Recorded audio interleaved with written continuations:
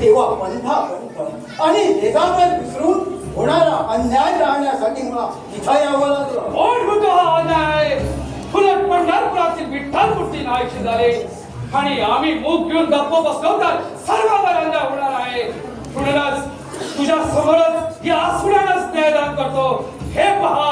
थांबा मुजुमदार साहेब, कोणत्या धुंदीत भरायचा आहात तुम्ही? सत्तेच्या मनात तुमचे डोळे दारवाजे असले तरी त्या शिवशंकराने आपला तिसरा डोळा उघडला तर क्षणात तुमच्यासारखे मनात बसवासून गेल्याशिवाय तुझा थोडा सांब दुबळेपणापेक्षा शक्तीने संतुष्ट होतो. नाही तर रावण भस्मासूर यासारख्या राक्षसांना त्यांनी कधीच वरदान दिलं नसतं. जो वर देतो तो मागाहून त्या उन्मत्त झालेल्या डोक्यात वरवंटाई घालण्याची आगाऊ तरतूद करून ठेवतो. समजलात? राजा पायऱ्या करू ज्या संकटणारा रावण देखील बुद्धिभ्रष्ट होतात. मातीला मिळाला तेथी त्यासारखे चित्रकार फूक मारतात. भस्मावून गेले तर नवा करते. हराम करा. महाराज असं मागता काय? प्रथम या बदमाशाचा समाचार घ्या. प्रत्यक्ष न्याय देवतेचा अपमान करतो म्हणजे काय? प्रथम या चोराची हजेरी घेतो आणि नंतरच या बदमाशाची बाकी चुकती करतो. देखते राहणा. बाबा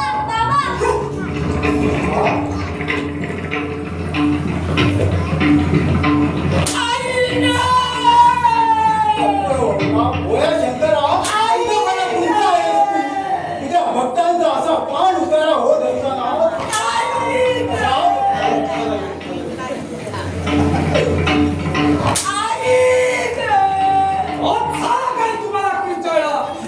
माझ्या पाठीवर सारखे फडके बसतायत. तुम्ही हाऊसफुल मारली ज्यांनी माझ्या पाठीवर, पण माझी पाठ सोडून निघाली. हो ही पहा. भगवंता तुझी दिला गौरी राग करता करुणिका सार काही तूच आहे.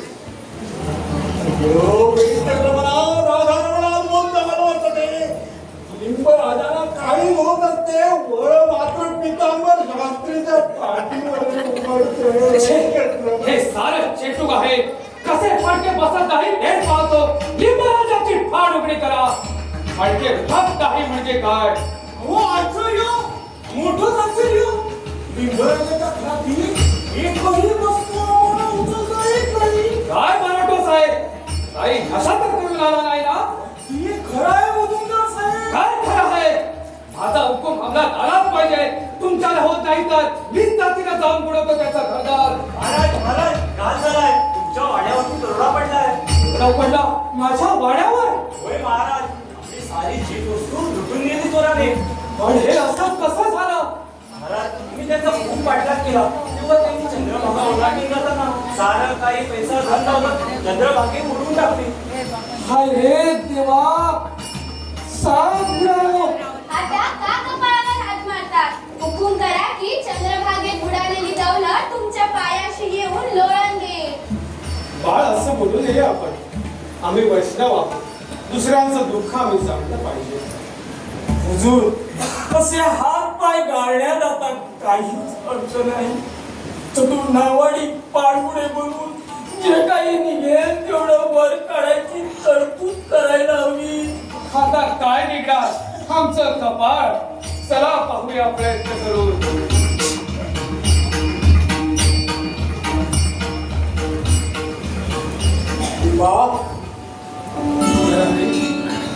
तुमच्या रूपात पांडुरंगच माझ्या सुटकेसाठी गौरी हलाला उद्या सहन होत असतो. लिंबा आपले पंथ जरी वेगवेगळे असले तरी मानव धर्माची सहानुभूतीची शिकवण एक दोहोतील सार आहे.